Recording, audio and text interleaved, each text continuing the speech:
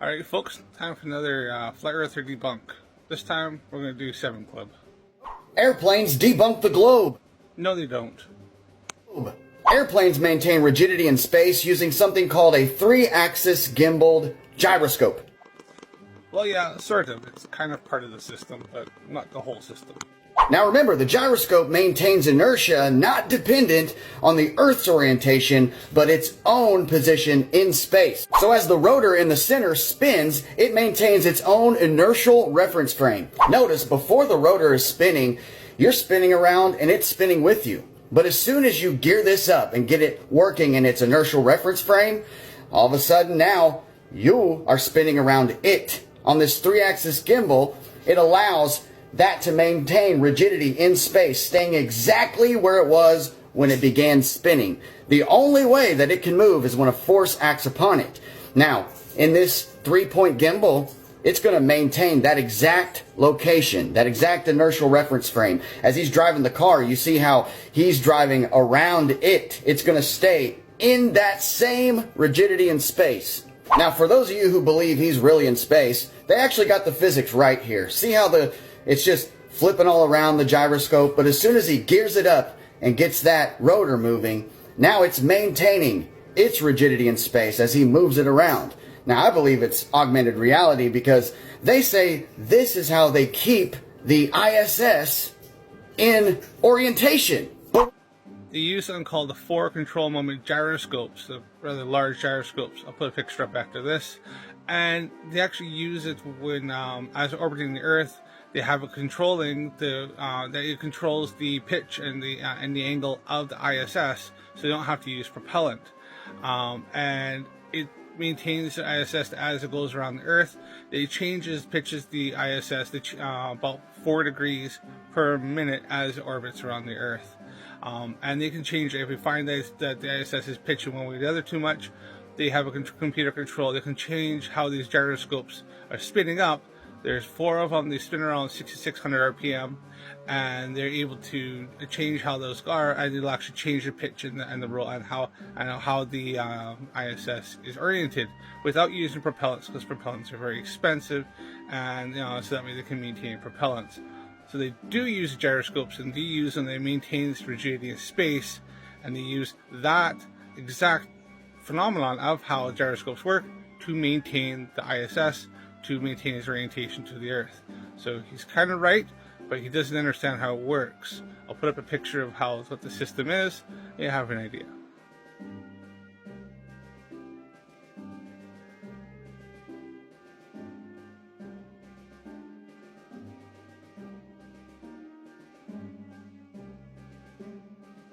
But when you watch time-lapse ISS footage, if that were the case, then it would look nothing like this.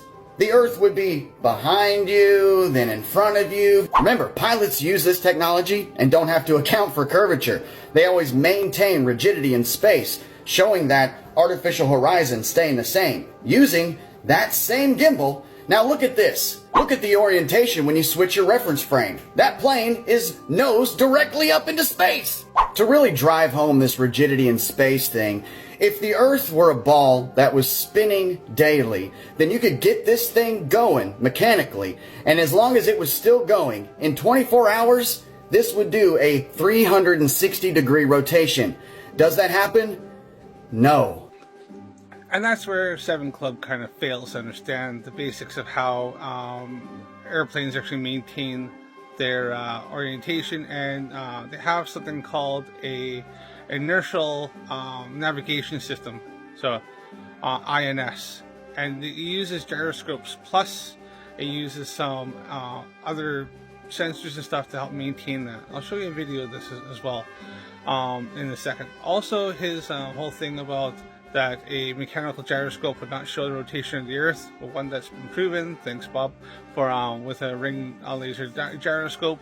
And as well as, I'll show you another video here in which one of those exact mechanical gyroscopes from a airplane is used to actually show and actually demonstrate the rotation of the Earth of 15 degrees per hour.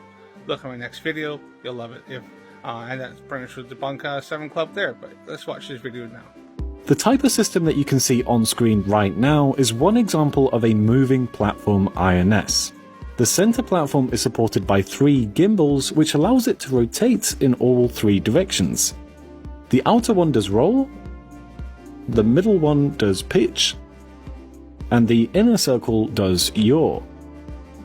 Notice that even though the outer gimbal is attached to the frame of the aircraft, the inner platform always maintains a constant orientation relative to the horizon. This is important for later on. The same way a sailor has a compass and a rope with knots, the INS also has 5 main instruments, consisting of 3 accelerometers and 2 gyroscopes, which you can see here. The 3 accelerometers are basically doing the same thing as a sailor who is measuring the speed of a ship with a rope.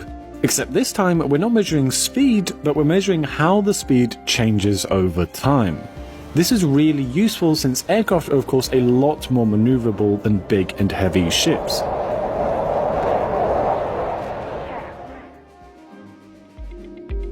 Imagine that you're sitting in the back of a parked car blindfolded. As the car starts moving, you suddenly feel pushed into the back of your seat, which leads your brain to conclude that the car is accelerating forward, even though you can't see anything.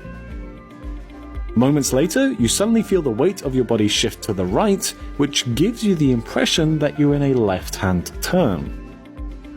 So even though you haven't been able to see which direction the car's been going in, you already have an intuitive sense of what your route looks like. And all of this is only possible because your body has a certain amount of weight and inertia. This is why these navigation systems are called inertial. It's because inertia is what allows us to sense movement even when we cannot see what's going on outside of our bodies. And that's exactly what's going on with our 3 accelerometers, which are continuously providing new data to update our location, the same way a sailor keeps track of his position and route. This is also the reason why inertial navigation systems are sometimes referred to as modern dead reckoning, because they're essentially doing the same thing as our ancestors did, except way more accurately.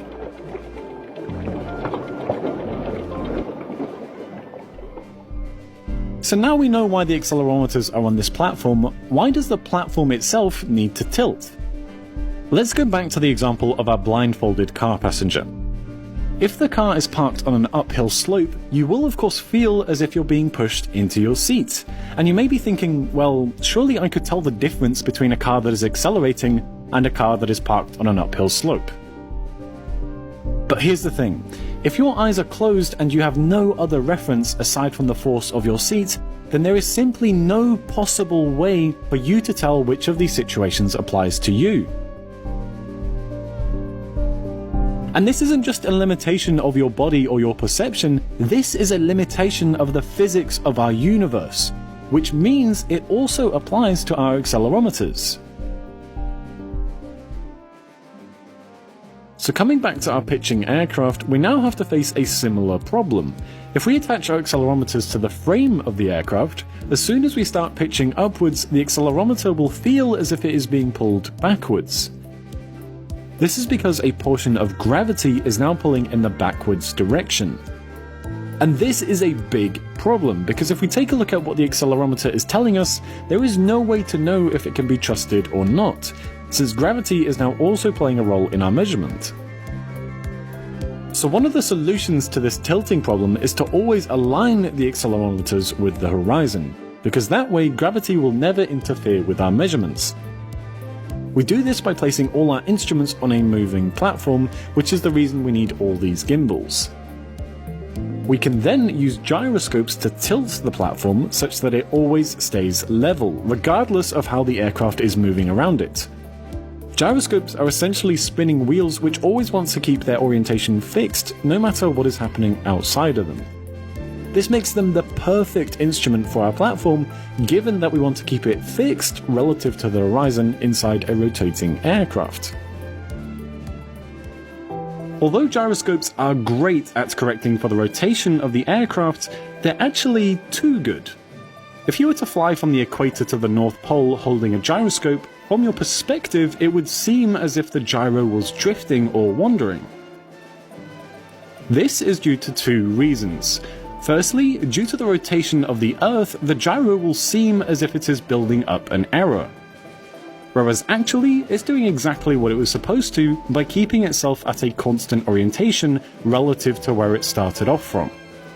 And secondly, due to the curvature of the Earth, if we fly from A to B, the gyro will again keep itself aligned with whatever its original orientation was. But in both cases, this means that the platform will no longer be aligned with the horizon, which unfortunately for us is exactly the issue we've been trying to solve the entire time. And in our frustration, this is where the magic happens. So to compensate for these rotations, we use the accelerometers to give us our position and velocity in real time. This then allows us to continuously correct the gyroscopes, literally on the fly, to make sure that they're following the rotation of the Earth and keeping the platform aligned with the horizon at all times. And because we're now keeping the platform level, in turn, this means that the accelerometers can do their job properly without accidentally measuring gravity, as we saw earlier. And the incredible thing is that the feedback between the accelerometers, the gyros, the gimbals, and the platform are what allows the INS to continuously correct itself during flight with its own live data. The constant cooperation between all these instruments is what allows inertial navigation systems to navigate independently, and it's a beautiful example of what humans can do if we set our mind to it. Huge thanks to Olaf for letting me use his videos, thank you very much for watching, and I hope to see you again soon. So there you go, using on INS, which most modern aircraft now use these days, they're actually able to maintain that level to make sure that as it goes over the curvature of the Earth, or as the Earth rotates, that it can maintain that orientation to the horizon using accelerometers. And the system is able to self-adjust itself to make sure that it keeps that where it wants to stay, and that those gimbals and everything are at the orientation you want to be at. So, yes, 7 Club, perhaps you need to do a bit more research. I know you don't really like to do that, but it's not that hard. It took me all of maybe 10 minutes to figure this out. But yeah, thanks for watching. Don't forget to look for my next video, in which I debunked the last part there of 7 Club, where he says that a mechanical gyro does not show the rotation of the Earth, because you 100% certainly do. And I'll show you a channel in which a fella actually did it with one, and then he actually, if you watch more of the video, which is 45 minutes long, he did it with several others, all showed the exact same result. Thanks for watching, see you again. Those Flerf tears just keep coming. Ah yes, the good stuff. Always sweeten my coffee with the tears of Flerfs.